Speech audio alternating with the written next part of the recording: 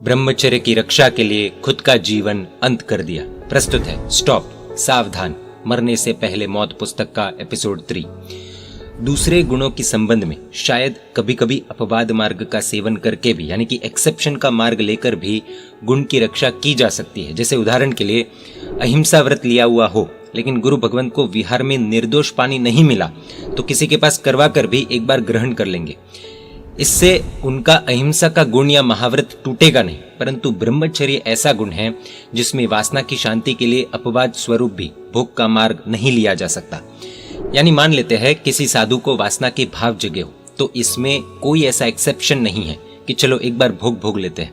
इतना ही नहीं, कोई ऐसी आपत्ति का पल आ जाए कि मान लो किसी ने भोग भोगने के लिए फंसा दिया हो तो अपना जीवन अंत करके भी जीवन को विशुद्ध अवस्था में ही समेट लेना अच्छा कहा गया है।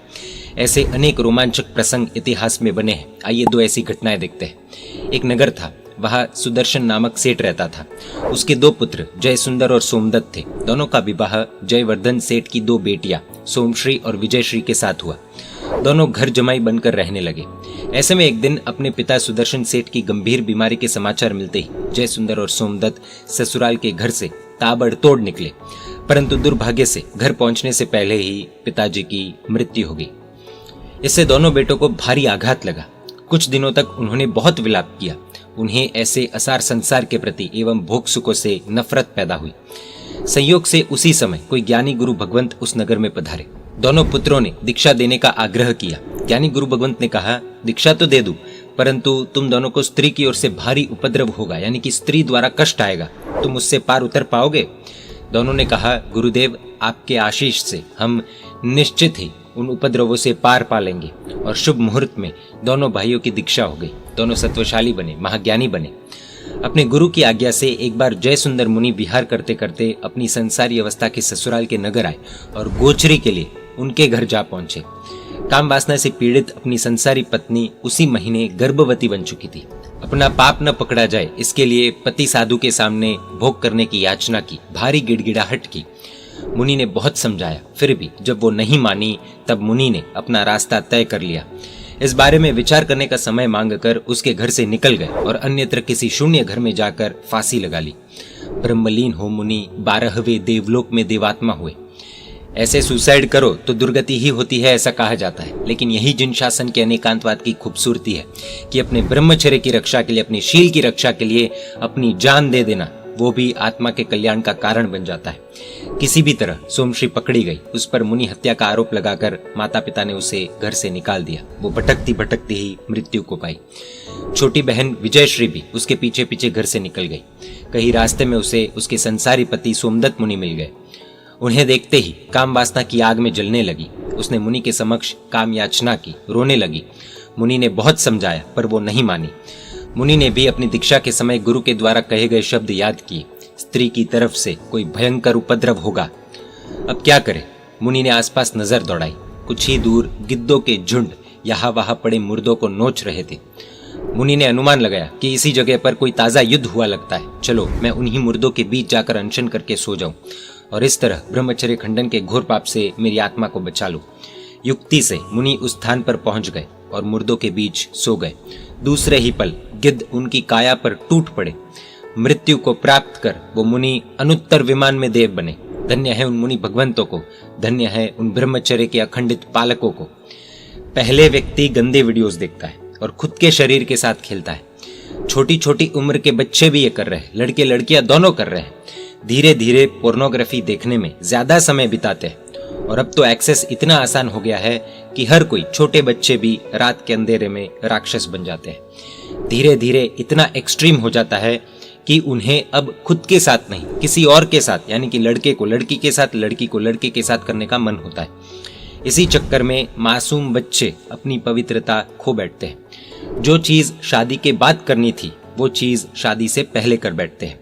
इसमें कई लड़कियां ऐसी होती है जो लड़कों को कन्विंस कर भोग भोगती है और फिर जब दोनों के बीच थोड़ी बहुत अनबन होती है या झगड़ा होता है, शादी के लिए मानते नहीं, तब उस पर झूठे रेप केसेस दायर कर दिए जाते हैं। इसमें कई लड़के ऐसे होते हैं जो लड़कियों को कन्विंस करने का ट्राई करते हैं। अगर नहीं मानती है तो जबरदस्ती भी की जाती है और मासूम लड़कियों का जीवन बर्बाद कर दिया जाता है। उनके साथ दुष्कर्म कर दिया जाता है, रेप कर दिया जाता है। जरा सोचिए इन मुनि भगवंतों के बारे में। सामने से स्त्री ने भोग का ऑफर किया, फिर भी नहीं माने और भविष्य में फिर से इस तरह का खतरा पैदा ना हो और अपने शील की रक्षा के लिए, ब्रह्मचर्य की रक्षा के लिए खुद का जीवन अंत कर दिया, खुद की जान दे दी। अगर कोई सामने से ऐसा ऑफर आए तो हमारा जवाब क्या होगा? बस इसी प्रश्न के उत्तर में हमारा कैरेक्टर, हमारा चारित्र छुपा हुआ है। ऐसे डेप्थ में देखने जाए तो सूक्ष्म दृष्टि से तो मात्र स्पर्श के विषय का ही पाप, जातीय पाप, यही मैथुन सेवन नहीं है, परंतु शब्द, रूप, रस और गंध संबंधी विषय में भी आत्मा का आकर्षण मैथुन सेवन है। क्योंकि जिसे आज मधुर शब्द आदि में मोह पैदा हुआ, उसे कल नारी आदि के विषय में भी मोह पैदा होगा। परंतु हमें यहाँ पर फिलहाल स्थूल में, ब्रॉड सेंस में मैथुन वासना पर विचार करना है। स्थूल मैथुन वासना यानी कि अब्रह्मचर्य स्वरूप जातीय, विजातीय, सजातीय या स्वजातीय वासना स्वरूप है। इन शॉर्ट, सेक्सुअल वासना। फिर वो काया से सेवन की जाती हो या मन से। काया से तो फिर भी वो लिमिटेड नंबर ऑफ पीपल के साथ ही वो कर पाएगा, लेकिन मन से हजारों लाखों स्त्रियों के साथ कर लेता है, हजारों पुरुषों के साथ लड़कियां कर लेती है। पुरुष के शरीर के मुकाबले नारी का देह वासना को उत्तेजित करने में अधिक ज्यादा निमित्त बनता है। ये कोई भेदभाव नहीं है, ये कुदरती फैक्ट है। इसलिए तो आज एडवर्टीजमेंट्स में, बॉलीवुड, वेब सीरीज अथवा पोर्नोग्राफी आदि में स्त्रियों को ऑब्जेक्ट की तरह यूज किया जा रहा है। इसी कारण स्त्री का स्पर्श पुरुष के लिए अत्यंत जोखिम कारक होता है। हर तरह की छूट लेने का साहस करने वाले श्री स्थूलभद्र जी ने कोशा को स्पर्श करने पर स्पष्ट प्रतिबंध लगा रखा था। यही खतरा वाइस वर्सा भी है। इससे स्पर्शनेंद्रिय और देह की कातिलता समझी जा सकती है। स्पर्श से वासना भड़कने में या आउट ऑफ कंट्रोल जाने में देर नहीं लगती। जैन शास्त्रकारों ने कहा है कि पुरुष के मुकाबले नारी की काम वासना 8 गुना अधिक होती है। पुरुष की काम वासना तुरंत जाग सकती है और तुरंत शांत भी हो सकती है, जबकि नारी की काम वासना जल्दी नहीं जागती और जागने के बाद जल्द शांत नहीं हो सकती। इसीलिए पुरुष जहां बैठे हो वहां नारी को 2 प्रहर यानी कि लगभग 6 घंटे तक बैठने पर मनाही की गई है, क्योंकि नारी पुरुष के शरीर से छूटने वाली रश्मियों को पकड़ने के लिए अधिक समय तक की तीव्र कामुकता रखती है। स्त्री जहां बैठी हो वहां पुरुष को लगभग 48 मिनट तक बैठने की मनाही है। नारी की देह से छूटी रश्मियों का असर प्राप्त करने के लिए पुरुष में दीर्घकालीन कामुकता नहीं होती। इसलिए इसमें कोई कोई मत में समय का मतांतर देखने को भी मिलता है। ये कोई भेदभाव नहीं है, ये नेचर है दोनों का। एक बात ध्यान में रखनी है कि विषय वासनाओं में मुख्य वासना जातीय वासना यानी कि सेक्सुअल वासना है और इस विषय का लक्ष्य मुख्यतः युवा पीढ़ी है। जिस तरह जीव को वासनाओं में जातीय वासना अधिक जोरदार होती है, उसी तरह मानव जीवन की अलग अलग अवस्थाओं में युवा अवस्था में ये वासनाएं अधिक उग्र बनाती है। यदि वासनाओं में जातीय वासना काबू में आ जाए तो दूसरी सभी वासनाओं को काबू में लेना मुश्किल नहीं होता। यदि मानव जीवन के युवा काल को जातीय वासना से अकलंकित रख दिया जाए, यानी कि यूथ पीरियड में ये पाप से अगर बचा जाए, ये गंदगी से बचा जाए, ये एडिक्शन से बचा जाए, तो मानव जीवन के शेष काल को, बाकी के समय को सफल बना देने